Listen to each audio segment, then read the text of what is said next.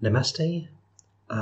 Today's podcast is going to be about the book of Talas and Lokas, and it's going to be concerning summoning spirit entity Aaiyyani Chudarmanian Adhavena from the realm of boots. I've been asked to do this podcast by several English-speaking Aaiyanists over the last few days, or weeks actually, since I've been volunteering at the Iron Foundation. So if any of you listening would like me to present any other podcast, just email the Iron World Foundation, and it may be me who answers. So that's good. Me or maybe some other of the fellow volunteers. So I'll also be working next week as well. So you can email info@iron.org. I'll put links in the. Well, I'll ask the admins to put links in the description, but they know that already. Actually, I keep asking every week, and they always do it. So they'll put links in the description and of how to contact us, and the Patreon site and all the other details.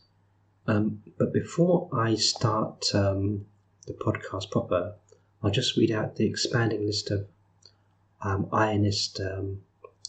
expanding Aaiyyanist Prayer List, and the people will be opening the Uyarttuyan Loka for. And I'll put the details of this in the description as well. I'll ask the admins to do that. So the expanding list includes some new people, which are William Gomez, WDB, Samuel, and then the existing list is Cecily Brown, Randy Chute, Toshja Chute, Yasmin Hetherington and her family, Arun, Kumar, Sharma, Joel Davidson, Frankie, Ismael, Iqbal, Soonki Lee, Ashlin, Krishna, Ismael, Salasi, William Bray, Sylvia Harris, Krishna, Savitri, Ashirbad Bapan, Ghost, Edward Harris, Alana, Rory, Toshi, Peter Jones, Amisha Teshik, Ashish Prashak Maharaj, Ishara Roland, Sohan and Alicia, Gideon Ansel, William R, Matthew Lail, Kim Chi Neighm-Lail, Ati Pumpkin, Babesh Bhatia. The list is getting quite long now, which is good. So we'll continue reading that every week. If the list gets too long, I might just we'll just have the list as in the description, so people can open the Uyarttuyan Loka for the people on the list. And hopefully we'll get quite a few people joining it and collectively opening this Loka, which should be good. So so please share that list and message us if you wish to be added to it as well. So let's talk about the main topic of the podcast, which is the yantra to open the boot thala to the great tantric Aaiyyanist Aaiyyani Chudarmanian Adhavena. So I've been asked to do this by a few English-speaking Aaiyanists, and so they wanted more details on how to perform the ritual and more details about the Aaiyyani as well. So also, as part of the book of Lokas and Talas, there is a section on summoning negative entities, demons, pretas, and other beings, and there is a section on Aaiyyani Adhavena. So I was going to read the section from the book of Lokas and Talas and talk about it as well. So, okay, let's start. The origin. Okay, as most Aaiyanists know, Aaiyyani Adhavena was one of the highest tantric priests that took part in the revolutionary Kalayan incident. She was a highly skilled researcher into the various Yantras that opened not just Talas but also Lokas as well, and she is celebrated for this fact in other non-tantric schools. Most Aaiyanists from all schools recognize her as the partner or wife of the great tantric scholar, priest Neighm-Lail Gatisaman. There was no concept of husband or wife in the ancient Aaiyyanist mindset. and there's also, more importantly, no concept of the notion of patriarchal rule that comes with some concepts of marriage. So this was more of an equal partnership of equals, equals of high Aaiyanists that had fully mastered the tantric arts, and would try to link the great tantric emperor of the Kalayans, Chudarmanian, with Brahman. That was the great emperor of the Kalayans, as you know. They would attempt to do this by breaking down all the barriers of Talas to enter and move through the Aaiyyani, the essence of Brahman, so Brahman's inner chamber, to ultimately become one with Brahman. They also took part in the blood sacrifice of the tantrics, and they both died as part of that ritual. So they're quite famous for tantrics.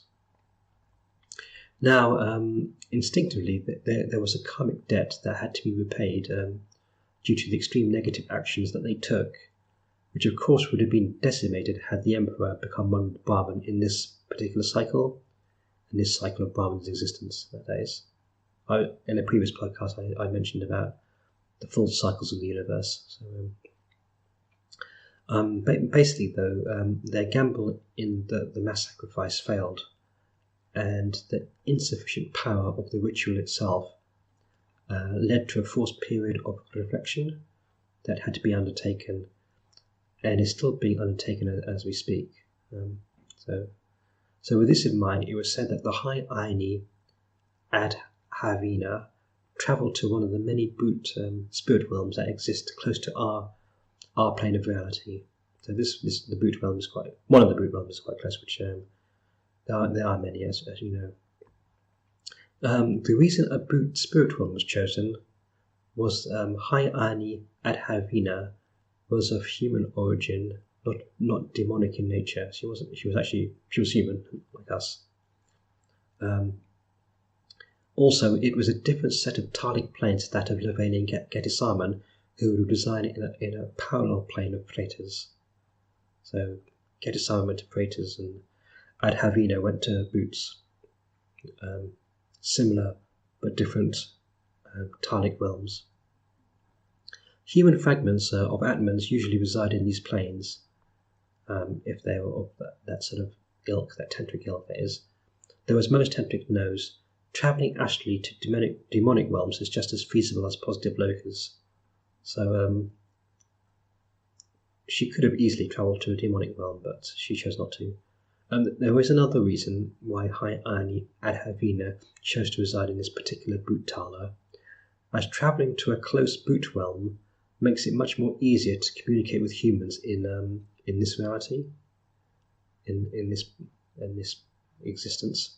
So demonic realms are far from our space, so breaking down the barriers to reach them takes much more resonant energy than most people can command. And also they say that she understood that humans, as they pass through the ages, would start losing their powers to go through lokas and talas. And so she wanted to be close to humanity. So before high Aaiyani Chudarmanian Adhavena died, she described and wrote down the yantra needed to open the specific bhutala that she would eventually exist in. It can be thought of as a prophecy, or as it was said by tantric Aaiyanists at the time, and to this day as well, as an escape route should the Kalayan ritual fail to make the emperor one with Brahman. Now, most Aaiyanists, or tantric Aaiyanists, knew that Adhavena had the gift of prophecy, so maybe she knew that it was doomed to failure, this whole Kalayan incident, and therefore created this yantra in order for her followers to find her in their next incarnations. Yeah, and it was also a means for her to communicate with her followers throughout the ages. So if you're drawn to conversing with high Aaiyani Adhavena, it is said by tantric Aaiyanists that you were a follower of her in all your previous incarnations, and thus you are simply returning to her truth once more. So this is when a few Aaiyanists email me concerning all at the same time, which is quite coincidental. I mean, not all exactly at the same time, but all within the space of a few weeks. Talking about Aaiyyani Adhavena, it basically, there's some sort of calling happening now that is important. So it's important that I bump this particular reading of the book of Talas and Lokas up the chain. There's no coincidences in Aaiyyanism. Everything's there for a reason. And if several things happen at the same point in time, then then in my mind, there's something happening. There's a pattern going on. So I decided to quickly knuckle down and read through the translations of the Book of Talas and Lokas, and also edit and change and rearrange some words and present this podcast now. So hopefully this will go down well. Okay, and also hopefully the sound quality will be good. And there's a few podcasts where the sound has been very bad, but anyway, it's just me and this microphone. Anyway, and hopefully there'll also be a high resolution image of the yantra, the Adhavena yantra, that people can copy and use. So maybe my face will be to the left or right of the yantra. We shall see. Hopefully you won't be right in front of it. That'd be bad. But it's been known to happen. Okay, usage. As most Aaiyanists know, to open talas, one must perform this ritual. Okay, i.e., in other words, draw the yantra that opens the tala, and you do that at night time. You can use candlelight or lamp to be able to see. Sometimes when I've performed tantric rituals, I've used oil lamp, and I find that quite useful. But candlelight's just good. But the artificial light must be quite dim. There should be no sunlight, as a sun god, Surya, can prevent the opening of talas, unless you're a very high-level Aaiyyanist, a practitioner of the tantric art says. Most tantrics of the Abhichara school would perform this ritual at around 2 a.m, but some followers of Aaiyyani Adhavena actually write the yantra at 3 a.m. due to astrological considerations that coincide with Adhavena's predictions on how to contact her. So I'll read that again. Actually, it's so most tantric rituals at 2 a.m, but Aaiyyani Adhavena, her specific followers do it at 3 a.m. So in other words, if she would know that you were a follower if you begin to perform this ritual at the prescribed time. Okay, which I'll get into that into a bit more detail in a minute, actually. But the first thing you need to do to perform the ritual is to draw the yantra onto the ground. One can use charcoal. One can also use chalk as well, and you can draw onto the ground using an iron stick also. So I briefly described how to make one in a previous podcast, but in this case, instead of putting the usual yantra onto that stick, you would draw the Adhavena yantra. So you're actually opening a tala in this specific case, not a loka. So sorry, so I'm just rearranging the document. So okay, you can amplify this portal to the boot tala and the transfer of resonant energy by chanting the name of Aaiyyani Adhavena. So you can think of it as calling her name. Think of the mantra as calling her name, basically. So as you draw the yantra, you chant the mantra of Aaiyani Chudarmanian Adhavena. So that's Aaiyani, obviously her title, High Aaiyani, but one of the highest Aayyanis, in fact, of that time, maybe of all time, who knows. But no, actually, well, if you're tantric, then yes, her and Ketisavan would be up there. Other schools have their own high Aayanis. that they can sense the levels of. Anyway, Aaiyyani Chudarmanian, so it's Aaiyyani Chudarmanian Adhavena. So that's Aaiyyani Chudarmanian Adhavena. So once you draw the yantra, you have effectively drawn a portal between this realm and the Bhuttala that the high Aaiyyani Adhavena exists in. It is basically a direct channel to her. So it's like a direct line. I don't want to use a phone line analogy. That would be silly, but you get what I'm saying. You can continue to call her name or chant the mantra until you begin to feel her presence or sense a message from her. Part of your spirit or Atman or soul will also transfer to the Bhut realm, and in this mixed space there is a condition that is set up where you can begin to become one with the high Aaiyyani. Now some people say that it... Sorry, I just turned there because I sometimes when I do these I feel the presence of things. Anyway, so yes, so I focus my thoughts again. Now, some people said that it takes around 500 chants of the mantra to feel the presence, but it can be more or less depending on your resonant attunement to her. If you have met in previous incarnations, this process will be quick.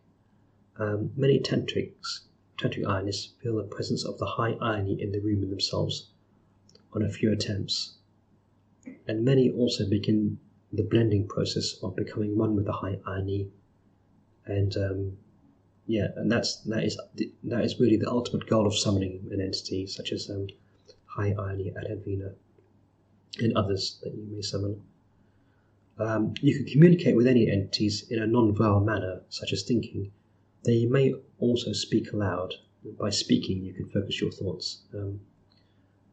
Gods, demons, humans, spirits, and other beings that are in this universe and others. If you're basically attuned to each other, you can communicate via the mind, as the ancients used to do.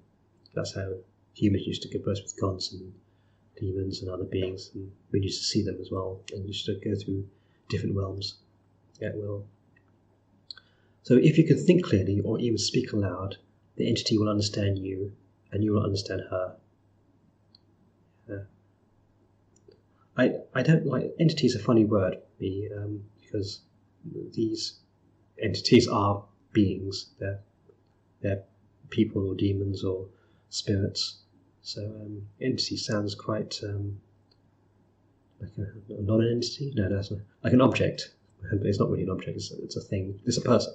Sorry, the thing's even worse, I guess. So, sorry, my English is it's a bit struggling to find the correct word for a thing, a person.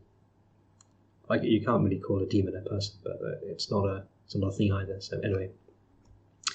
So, let's get back to it. You can superficially ask high Aaiyyani Adhavena to give you wealth and power, or ask... I do know some Aaiyanists, business people who do this, in fact. They become very wealthy. And you can also ask her to help her in your career, as a friend would do.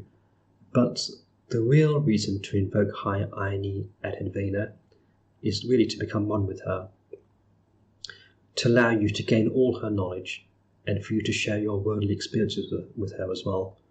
So it's like a merging of two souls. If you truly wish to gain this arcane knowledge and power, please invoke high Aaiyyani, the high Aaiyyani, every night until you become more and more attuned to the Bhuttala that she resides in. Once this happens, you should be able to converse at will, and this will be the first stage in becoming one with her. Two or more people can invoke high Aaiyyani Adhavena at the same time, as there is no real concept of time for high beings, and also high Aaiyanists as well. So you can exist in multiple places simultaneously, and be in more realms than one at a single point in time. So you can be in multiple places at the same point in time, and many different times as well. If you're well practiced in astral projection, you'll basically know what I'm saying. If you travel to different realms astrally, you can be in many different places simultaneously. I mentioned this in a previous podcast, so do listen to that one. Okay, so in summary, almost finished now. What time is it? Yeah, so hopefully not too long. Most tantrics will perform the ritual at... so in summary, this is point 1. Most tantrics will perform the ritual at 2 a.m. using candlelight or dim lights. But to be truly a follower of Adhavena, you will perform this ritual at 3 a.m. Yeah, I did mention I was going to talk about this a bit further, actually. This was conditioned by Aaiyyanist astrologers and Adhavena herself, where certain stars in the sky were at a certain time. We can't really speak of the exact constellational requirements, as that is basically a tantric secret, a mystery of that school, which is only really revealed once you fully join the Abhichara sub-school that follows Adhavena's teachings. So you're not just part of the Abhichara school, you're part of her specific school. However, it has been known that Adhavena will reveal the stars' positions to you once you begin to interact with each other. So yeah, there's two ways of gaining this knowledge. One is part of the school, and one is by Adhavena herself. Of course, you may already know the constellation I'm talking about if you are a tantric Aaiyyanist who is a follower of Adhavena, which I know a few of you are, especially the people who have requested this podcast. So they'll know what I'm talking about. Okay, so you draw the yantra, you can draw it onto the floor. This is point 2 as well, so in summary. Draw the yantra, draw it onto the floor using charcoal or chalk, or using an iron stick on the ground. As I said, you draw the yantra, Adhavena's yantra, onto that stick. You can also draw the yantra on paper as well. Yeah, and point 3 is chant the mantra Aaiyyani, Chudarmanian Adhavena until you feel her presence. And this is usually around 500 chants, but it can be less. You may then converse with a high Aaiyyani. You can try to learn and absorb the knowledge that she will give you, and allow yourself to open yourself up to her, so that she can actually experience your reality as well. It's a sharing exercise between you and the entity. I know I shouldn't say entity, but you and Adhavena, the high Aaiyyani. Yeah, I'm doing a mixture of reading and also talking off the cuff when I'm doing this. This is point 5 as well. The bonds between yourself and the high Aaiyyani may break after sunrise due to the sun god Surya's influence. But once your resonant link is sufficiently strong enough, this may not happen. So you can then begin the process of becoming one with the high Aaiyyani. So once you can feel the presence of the high Aaiyyani and other entities during the daytime, unless they're positive entities, of course, then if you feel them at night time, then you know it's the reverse. But if you sense the presence of them at the reflection of when there should be their weakest, then you'll know your connection with them is quite strong. So that's it. That's the end. I hope I haven't taken too long. I'm trying to keep these down to about 30 minutes. So hopefully that'll be good. I'll ask the people, the Aaiyyanist administrators who put this up, to make the volume better. And I shall speak to you maybe next week. I was thinking about taking a break for a few weeks to concentrate on other Aaiyyanist material that we've been working on, and also do some other vocational practices, not online, but actually with people. So if I might do another podcast next week. If not, there might be a break of a couple of weeks. So don't be disheartened. Just keep sending your questions in, and we'll keep doing the prayer list and things. But the next time you see my face, maybe next week, it might be in the new year, January 2019. Okay, so I'll sign off now. I'll press the button. Bye.